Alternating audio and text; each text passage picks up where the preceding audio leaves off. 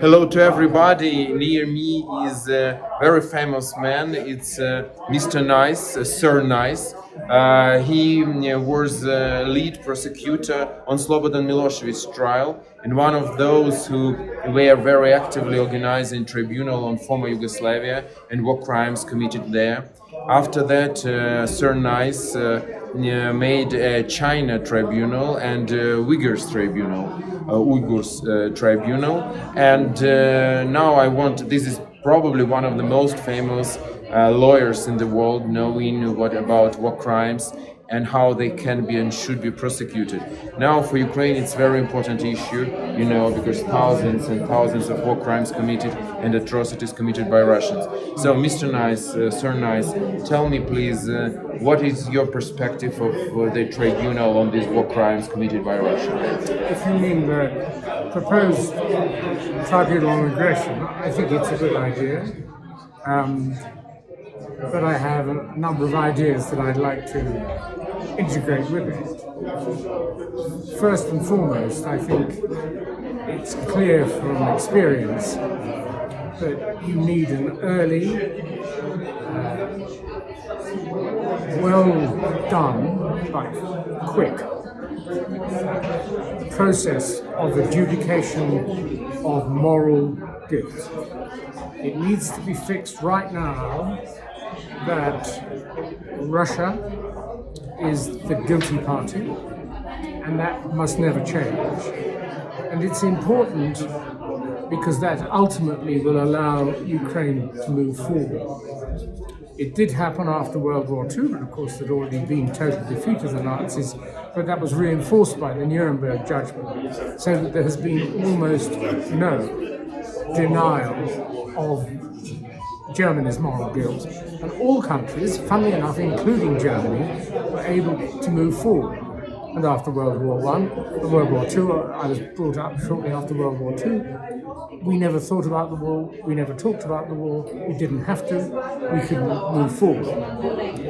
Contrary to that, where you've had very extensive processes dealing with criminality, as in the Yugoslav tribunal, 25 years of trials, very well intentioned to do what they did, but they didn't come out at the beginning with a clear determination, for example, that the Bosnian Muslims were blameless, completely without blame, and that the Bosnian Serbs were completely of blame, totally at fault, criminally at fault. And the result of that failure to have an early determination meant that in Bosnia there has been a developing equivalence of guilt argument, moral equivalence, and that's been hugely damaging.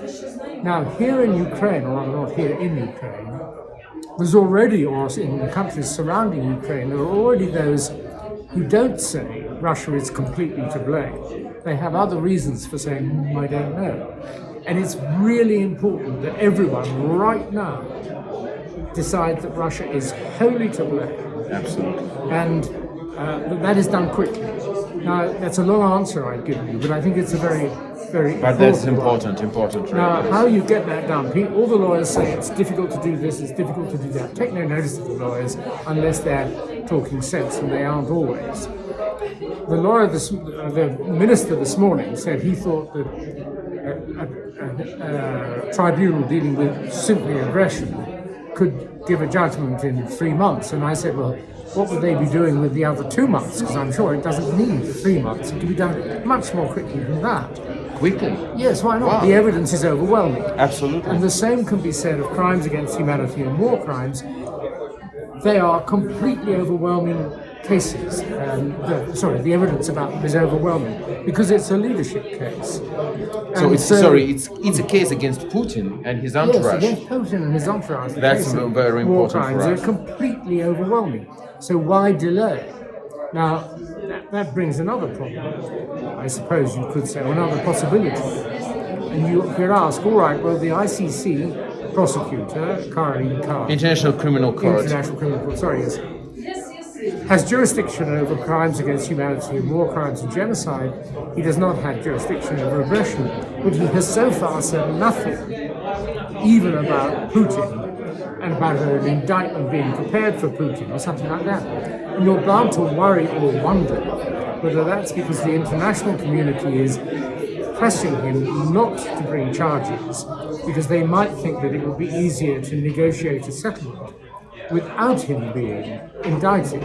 And if so, that's a very unhappy state of affairs and bad for everyone, except, I suppose, for Putin.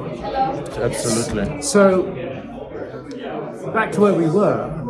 Yes, the aggression tribunal would be great if it worked quickly. I'm told that you can't deal with it under Ukrainian law because heads of state would have immunity. Well, find a way of getting around that and try them in Ukraine under Ukrainian law for something. You don't necessarily have to try them for everything all at the same time. For some crime, for some murder, for example. Well, no. If you get him for crimes against humanity and war crimes, that's enough. And it would be hugely valuable because countries that have supported Ukraine in the alliance, who want to separate out maybe because they're finding it too expensive, will find it that much more difficult if the man they will be letting off the hook has already been found to be a criminal. Guilty. So, in my view, the earliest possible determination is desirable. Now, if the lawyers continue to show that it's impossible to use the present bits and pieces of systems around the globe, then set up something else. Okay, a commission could be set up and Russia would say, well, we've got our own commission and our commission is going to find Ukraine guilty and Ukraine's going to find Russia guilty. Trust yourselves and do everything in public. Do it with people of integrity. The tribunal doesn't have to be lawyers, providing they get told the law by reliable outsiders. That's fine. Get people of integrity to listen to evidence that's given. And that can work. Because as you've been told, I did chaired two tribunals into China. Each one lasted less than a year with public evidence hearings, worked by people working without pay, and as limited in the number of lawyers as possible. It was citizens of all kinds with broad experience. And those two judgments that we brought in, one in respect of what's called forced organ harvesting and one in respect of the Uyghurs, are unchallenged because they're entirely reliable. And they are, as I've suggested in a session at the meeting this morning, they're the sort of starting blocks, factual factual rocks of information that others can then use to build on, but that will stand in any event, if nothing else happens, as a verdict against, if he's convicted or found to be guilty. So nice. Thank you very much. What I want, a short summary, which is very important for us, is that you think and you consider that the quicker we will make a tribunal on war of aggression against Putin, and we can do it in Ukraine, better it will be. And that will help us both juridically and even also politically, speaking about Putin's attempt to take us to negotiation table, to have some concessions and everything else, right? Correct. And if, as other lawyers were saying this morning, there has to be an international construction of such a tribunal, that does not mean that Ukrainians can't take part in the tribunal. Because I very firmly believe that all these processes should be done by Ukrainians in Ukraine and in the Ukrainian language. Do not let the English language have the imperial hegemony that it likes.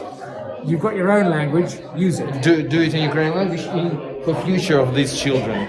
We have Ukrainian children which are now on the screen. Thank you, Sir Nice, very much. Thank you.